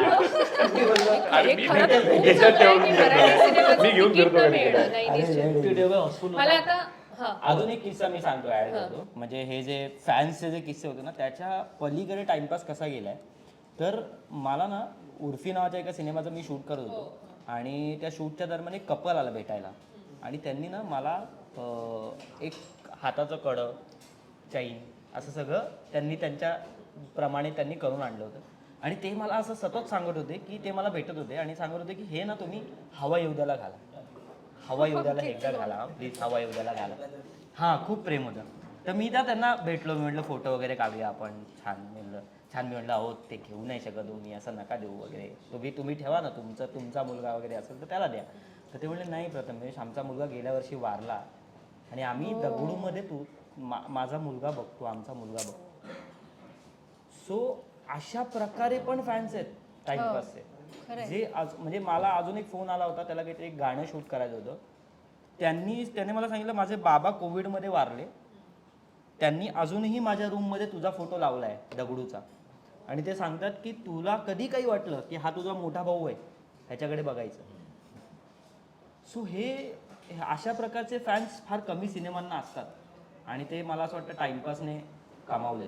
पण त्यापुढे कुठे चेन आणि काय अंगठी बिंगठी आणली तर प्रियदर्शन जाधव नाही सर, त्यांनी कृपया आणून दे, आम्ही चेंज करू. हे मला आता नाही, पण मी ते घातलं एपिसोडचा होतं हा एंड जो आपण करतोय तो मला एक छानसा डायलॉग झाला पाहिजे, कारण इथे रायटर पण आहे, डिरेक्टर पण आहे. ते दोघेही बघतील की इतक्या वर्षानंतर तुम्ही कसे परफॉर्म करताय. अरे बापरे, आता मला प्रेशर यायला लागलं. कुठलाही जो सिनेमातला सगळेच डायलॉग चांगले होते. मी तो वाला घेतो मग घेऊया. आई बाबा आणि साईबाबाची शपथ, नाही त्या शाकालच्या पोरीला त्याच्या नाकावर टिचून पटून दाखवला ना तर नावाचा दगडू शांताराम परबणार. अजूनही जमतो मला सर, अजूनही जमतोय सर. केतकी सो मी जो मिररचा होता आई ग, त्याचा एक किस्सा मी सांगू का? हा सांग ना. तो किस्सा असा आहे की माझ्या आयुष्यातला पहिला कॉमेडी सीन होता आणि तो पण डायरेक्ट वैभव मांगले यांच्या बरोबरच होता. आणि एकदा दर्शन दादांनी त्याचे काय लिहिलंय, म्हणजे आम्हाला वाक्यच कम्प्लीट करता येत नव्हतं. आम्हीच आधी हसत होतो की हे कसं म्हणणार आहे की. आणि मग झालं असं की ते जे करतात ना, काय झालंय म्हणा, ताप चढलाय का, हे जे ना, ह्यानी मी घाबरत होते की एवढं, अरे हो. तर त्यात ना तो आवंडा गेलेला मी की हवा येऊ द्या, हे जे झालंय हे नॅचरली झालं. आणि त्याच्यानंतर वैभव दादाच हसायला लागले आणि मी आपली बेअरिंग पकडून बसले की चला हवा येऊ द्या, असं झालं. आणि असं करून हसायला लागले ते. म्हणलं सर तुम्ही का हसताय? अगं खूप म्हणे मला मजा येते. आणि त्या सीनला म्हणजे तो सीन इतका काय म्हणतात अजूनही सगळ्या लोकांच्या लक्षात आहे की सो या तो घेते मी त्याचा डायलॉग घेते. आम्ही घरी बसलो म्हणून काय झाले, आमच्या मनाची श्रीमंती अपरंपार, चला हवा येऊ द्या. नाही, पण धमाल या सिनेमाने मला वाटतं आजही 12 वर्षानंतर 12 वर्ष होतील आता, तर तो तितकाच रिफ्रेश करतो प्रत्येकाला. आणि ह्याच्या असंख्य आठवणी तुमच्याजवळ आणखी नसतील तर किती एपिसोड्स केले तरी कदाचित ते खूप आहे. खूप कमीच पडतील, बाहेरपुरतं आठवलं सुरुवात सुरुवात होईल. कारण किंवा तुम्ही कदाचित पुन्हा एकदा 12 वर्षांनी त्या झोन मध्ये गेलात. वन फॉर द रोड म्हणतात आला. हा. शेवटी वेण्या वेण्याच्या कानाखाली मारले. हो, खूप स्ट्रेस आला. एक ते नाजूक, एवढी नाजूक आहे की असं म्हणजे काय होईल. तर मग खूप डिस्कशन झालं, म्हणजे प्रगल्भ डिस्कशन म्हणत झालं. एकदा वैभव मागले चिपिन झाले. आता असं नसतं का असं मागायचं असं. मग ती भिंतीच्या चेहरा करेल, मग तो हळू असं पटकन मार, सगळं झालं. पहिला टेक झाला. तर वेण्या अगदी म्हणजे नाहीच रे असं चापटी. वेण्या काम कर, ते ठेव. हो आणि मी म्हणणार मला नाही कोण आणि बाजूला भिंत रे ऍक्च्युली नाही म्हणजे एकदम खूप जोरात नाही, पण बघ फील झालं दिली ठेवून. पाहिजे. जे काय दिसलं नॅचरल, म्हणजे ते नॅचरल ऍक्च्युली मारली ती जी आहा पडली मला. आणि मी दोघांचाही मार खाल्लाय. मी वैभव दादांचाही मार खाल्लाय. ती पहिली पट्टी तुटली, दुसरी आणली क्लोज मध्ये. मग त्याला वाटलं की अरे मी काय सेकंड तो असा वैभव आणि ते मुद्दाम केलं असेल त्याने पहिलं. असे म्हणजे व्हायचं. धमाल. आणि इथे तुम्ही सगळे आलात द बिग फिश अँड कंपनीच्या या व्हेन्यू मध्ये आणि छान धमाल केली आहे. आणि आता तुम्ही जे काही खाल्लंय ते तुम्हाला आउटस्टँडिंग फूड. फॅन्टॅस्टिक आहे. Outstanding food. कसं म्हणजे आता वाटलं? दादर मधलं एक मला असं वाटतं की परमनंट ठिकाण झालंय आमचं the big fish and company. मी माझ्या फॅमिलीला घेऊन येणार आहे जेवायला इथे. रवी तुला Yes. कसं वाटलं? मी तर कन्फर्म झालोय. म्हणजे लाईफ मेंबर म्हणतात तिथे असं काही योजना आहे का life Membership card. Membership card वगैरे आहे का? तर मी डेफिनेटली केतकी प्रथमेश मी तर मालवणी असल्यामुळे मी तुला जे माझा- शिकवलंय बोलायला आणि करायला. हा हा कॉन्फिडन्स पाहिजे. हा कॉन्फिडन्स हे तू मालवणीत बोलला पाहिजे. आव्हान मालवणीत केलं पाहिजे. माका असं वाटतं की तुम्ही हाय येवाच आणि मासे खावाच आणि व्हेज पण चांगला असा आहे. प्लीज खावा. मी माझ्या आई बाबांका घेऊन येतलंय आणि लय खातलंय जोरात. केतकी नाही डुप्लिकेट ह्याचं ऐकायला सर, हे एक ट्रिप्लिकेट आहे. मी कोल्हापूरचा आहे. मला मालवणी बिलवणी काय येत नव्हतं. नाटक होतं वस्त्रारण. मला विचारलं तुला माल येतं म्हणलं येता, मला. मग येता. अरे हा कॉन्फिडन्स आहे. रायटिंग येतं. पुढचं पुढे काय होईल ते होईल. तुला येतं आपल्याला. केतकी मला कोथिंबीर वडी खूप आवडली. आणि मी आत्ता व्हेज आणि नॉन व्हेज असं दोन्ही खायला लागले. व्हेज तर मी आधीपासूनच खाते. सो ज्यांना व्हेज खायचं आहे ते इथे या, खूपच छान आहे. आणि एस्पेशली इकडली कोथिंबीर वडी नक्की ट्राय करा. सो या बिग फिश. अरे मी तर आता इथं कोलंबीच्या आकाराच्या बटाट्याच्या काचऱ्या खाल्ल्यात. The अशा Big Fish and बटाट्याच्या Company. काचऱ्या outstanding. Outstanding. Thank you Timepass team. तुम्ही इथे आलात आणि मस्त आमचा पण टाइमपास झाला आणि इतके धमाल करताय. एक गिफ्ट हे बिग फिश वडेपीठ घरी जाऊन आता आधी तुझा क्लोज लागू दे. आपल्या बायकांना करायला सांग. वडेपीठ द वड नाही द वडेपीठ द वडेपीठ. फिश अँड कंपनी वडे पीठ. वा वडे पीठ. थँक्यू. थँक्यू.